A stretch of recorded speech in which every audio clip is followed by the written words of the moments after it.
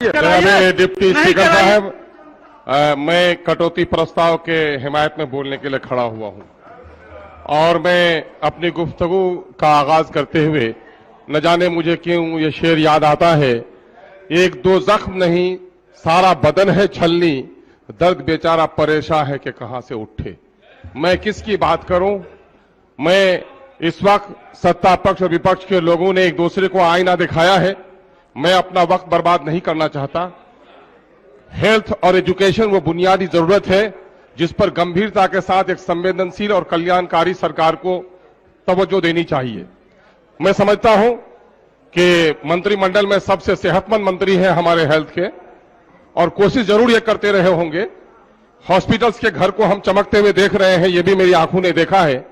लेकिन मैं क्या कहूं डिप्टी स्पीकर महोदय कि जब एम्स में जाना पड़ता है या आईजीएम्स में जाता हूं, बीएमसीएच में जाता हूं, तो वहां बीमारों की तादाद और लाचारों को देखकर बड़ा दर्द होता है। पूरे बिहार की जो स्थिति है, डॉक्टरों की कमी है, एजुकेशन के लिए और हेल्थ के लिए लोगों को बाहर जाना पड़ रहा है, बिहार की गरीबों की राशि बाहर जा रही है। मैं इतना अनुभव शेयर नहीं कर सकता। मैं तो देखता हूं कि गांव में आज भी पेट में बच्चा लिए औरतें मर रही हैं, हॉस्पिटल डॉक्टरों से खाली हैं, नर्सें भी नहीं समय पर जाया करती हैं और आबादी के अनुपात में डॉक्टरों की और नर्सों की बड़ी कमी है। सरकार को इस पर तवज्जो देनी चाहिए और बिलखुसूस वो इलाके जो इलाके बैकवर्ड हैं, जो इलाके आपदा पीड़ित हैं, सड़क और पुलों से वंचित हैं, उसमें हमारा क्षेत्र आता है सीमांचल का। और सीमांचल की स्थिति महोदय, प्रति व्यक्ति आय कम है, मेलन्यूट्रिशन सबसे ज्यादा वहां पर है। उस इलाके में तवज्जो देने की जरूरत है। चाहे हॉस्पिटल हमारा 94 में बना 22 अनुमंडल महोदय, आज तक इन 28 सालों में भी वहां पर आज तक अनुमंडल का हॉस्पिटल हमारा नहीं बन सका है महोदय।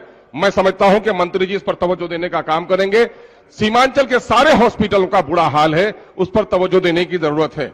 जहां तक मैं समझता हूं कि समाज कल्याण का मामला है, तो इनके आंगनबाड़ी की हालत बड़ी खराब है। मंत्री जी को तवज्जो देनी चाहिए। आंगनबाड़ी की जो हालत है, इसमें जो सुपरवाइजर इन्होंने बहाल किया है, तो जितने पहरेदार बने उतने हिस्सेदार बने हैं।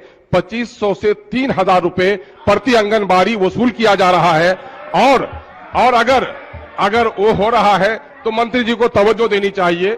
जहेज उत्पीड़न का मामला, आज बेटियां जहेज के लिए तड़पाई जा रही है, शौहर छोड़ के दिल्ली में शादी कर लेता है। महिलाओं की तकलीफ को सुनने के लिए कोई समाज का जिम्मेदार खड़ा नहीं है। महिला आयोग को भी इन लोगों ने अब तक गठन नहीं किया। महिला के बारे में सरकार की संवेदनहीनता क्या है, यह दर्शाता है। महोदय, हम पीड़ित हैं सबसे ज्यादा अगर हैं तो हमारा क्षेत्र आपदा पीड़ित है महोदय। एक तो आपदा से पीड़ित है महोदय, समय में पीड़ित मत कीजिए, 2 मिनट का समय दीजिए महोदय। मामला यह है कि सारी घनी नदियां, और मैं समझता हूं कोमल हृदय की है हमारी मंत्री महोदया जो आपदा को देख रही हैं इस वक्त। मैंने आज 1-1.5 साल से जो सरकार बनने के बाद जब सदन में हम लोग आए हैं, पहले फरियाद यही लेकर आए हैं कि जो लोग हमारे महानंदा कनके डोक में कटे हैं, 2000 से ज्यादा लोग विस्थापित हैं, आज तक उनको राशि नहीं मिल पाई। मैं आभारी हूं कि अभी लगभग 75 आदमी को जमीन इन्होंने दिलवाया है। तकरीबन 2000 लोगों को जमीन देने की जरूरत है।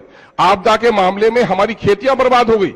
हमने पढ़ा अभी उनके वक्तव्य में कि जिनको आपदा की वजह से जिनकी खेती नहीं हो पाएगी, ऐसे किसानों को भी मदद की राशि दी जाएगी। लेकिन महोदय, मदद की राशि क्या, जिनकी खेतियां बर्बाद हो गई, जो मर गए, मरने वालों को भी राशि नहीं मिल पाई है महोदय। मैं समझता हूं कि चंदवार के अख्तर और खुशनुमा जो दोनों मर गए, शौहर बीवी, उनके 4-4 बच्चे हैं और आज तक 3 साल तक आपदा की राशि उनको नहीं मिल पाई है। यही मामला अमोड़ का है, बायसी का है, हमारा डगरवा का है और कोचाधामन, बहादुरगंज, ठाकुरगंज, जोकी तक का हमारा जो वो क्षेत्र जो समाहित है पूरे तौर पर आपदा में, उसकी हालत बड़ी खराब है। मैं चाहता हूं कि आपदा पीड़ितों को, मैं कुछ अलग से नहीं मांगता, मुझे 5% कम ही दीजिए। मुझे कभी कभी शक होने लगता है कि आपदा के बावजूद भी हमारे माननीय मुख्यमंत्री कहते हैं कि राजकोष पर सबसे पहला अधिकार अगर है तो आपदा पीड़ितों का है। मैं समझता हूं कि हमारे सरकारी जो चाकर हैं, ये कहीं ना कहीं से हमारे माननीय मुख्यमंत्री के इस आशा को जमीन पर आने नहीं दे रहे हैं। मैं आपसे निवेदन करता हूं महोदय